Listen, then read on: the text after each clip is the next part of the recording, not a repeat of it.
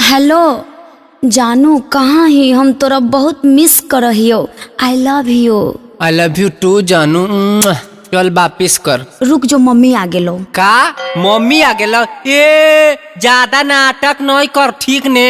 तोरा जब दुगो प्यार के बात कर रही है तो मम्मी बाबू आ जा तोर। आ पहले मिले हमरा से बतावहियो। ठीक हो, आ मिले।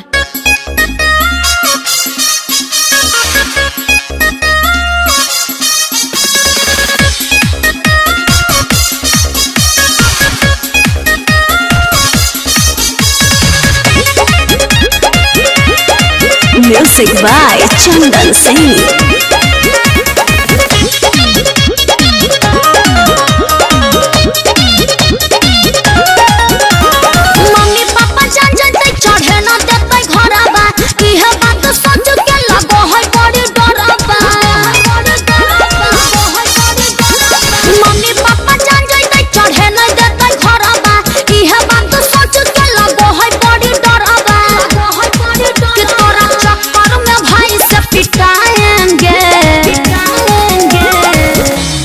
कई गो भाई हिंगे?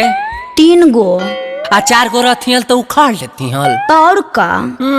चल हट। हम तोरे से बियाह चाहेंगे ना तो फसारी लगा के मर जाएंगे।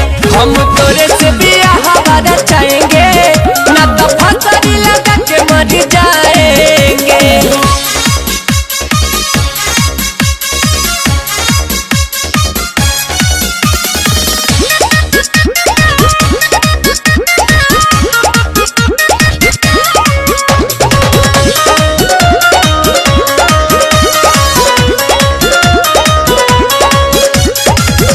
बड़ा बड़ा बोला हखी करो ही न कुछ रे। कर दे तो पापा कहियो के करो हाथे बुक रे। हाँ तो बैठ के हाथ मली है। ऐसे ना तू बोल छौड़ी, लागो है नहीं मान गे। बचपन से तू ही हखी हमारा पसंद गे।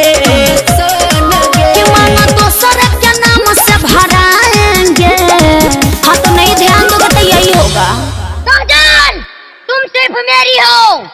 अगर इस चौखट पर बारात आई तो क्या कर लेगा बे? क्या कर लेगा? तो करना क्या है, हम भी उसी बारात में घुस जाएंगे, सब्जी पूरी खा के निकल लेंगे। हम तोरे से बियाह चाहेंगे। अच्छा। ना तो फसारी लगा के मर जाएंगे।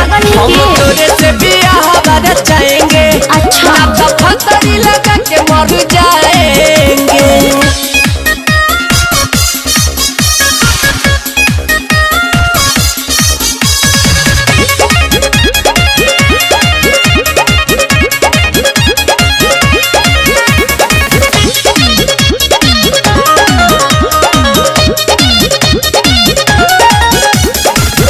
बतिया से तोर छड़ा लाग बड़ी डर रे। मार काट करी है न तू हमर लभर रे।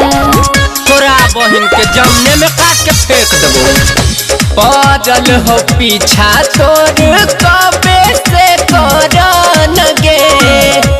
गुली गुलसान तोरा करो हो पसंद गे। रोशन से पर भी लगाएंगे, समझे? जे तोरा पर हाथ उठाएगा ओकरा हम दुनिया से उठा देंगे। ओहो, बड़ा तिस्मार खान है। और नहीं तो का हल्के में ले रखी हो। हम तोरे से बियाह चाहेंगे ना तो फसारी लगा के मर जाएंगे। हम तोरे से बियाह